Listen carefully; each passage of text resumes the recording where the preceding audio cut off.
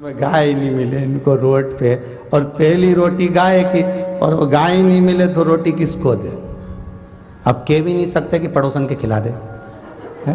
अब बोले सो तो पूछा उसने करें क्या। मैंने कहा माँ एक काम करो बस, तुम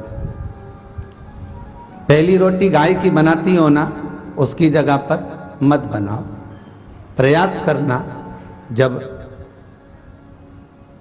1 महीने की रोटी एक बनती है 1 दिन की, तो कितना आटा लगता है, उतना आटा एकत्रित करना, और कभी किसी भूखे को उसका भोजन बनाकर खिला देना, उतना ही पुण्य तेरे खाते में आ जाएगा, उतना पुण्य आ जाएगा। पर भूखे से मतलब ये मत रखना कहीं आज के जमाने में किसी भिखारी को रोटी दो तो लेता ही नहीं साहब,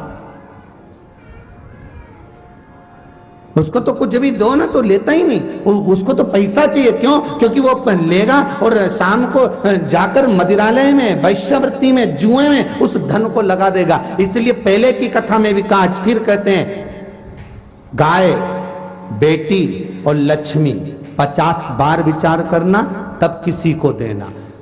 गाय देने से पहले विचार करो कि जिस ब्राह्मण को दे रहे हैं वो संभाल कर रख रहा है, अच्छे से खिलाएगा पिलाएगा, नहीं तो मालूम पड़े गाय दूध देना बंद कर दे, वो बेच दे, बेचते बेचते कसाई के हाथ में चली जाए, और जब कसाई उस गाय को काटे तो जिसने दान करा उसको दोष लगेगा। बेटी का विवाह करने से पहले 50 बार विचार करो, जिस लड़के के साथ बेटी ब्याह रहे हो ये अच्छा है नहीं है, खाने पीने में तो नहीं है, परिवार कैसा है। भले ज्यादा करोड़पति का घर नहीं देखना, पर लड़का ऐसा देखना जो अपनी बेटी को आनंद में रख सके, मीठी वाणी बोल सके।